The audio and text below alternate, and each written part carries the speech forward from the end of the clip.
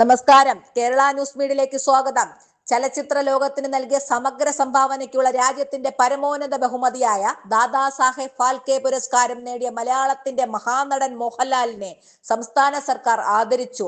Thiruvananthapuram central സ്റ്റേഡിയത്തിൽ നടന്ന ചടങ്ങിൽ മുഖ്യമന്ത്രി പിണറായി വിജയൻ സർക്കാരിന് വേണ്ടി മോഹൻലാലിനെ ആദരിച്ചത്. ചടങ്ങിൽ ഇന്ത്യൻ ചലച്ചിത്ര രംഗത്തെ പ്രമുഖർ പങ്കെടുത്തു.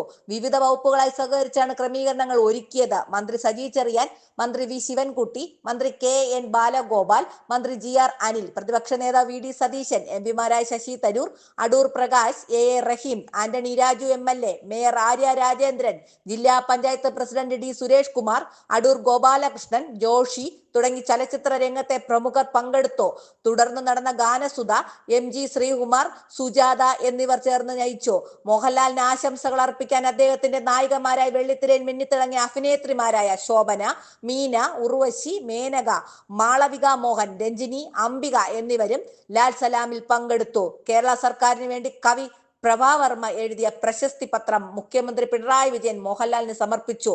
ഗായിക ലക്ഷ്മി ദാസ് പ്രശസ്തി പത്രം കവിത ചൊല്ലി. Kerala news media.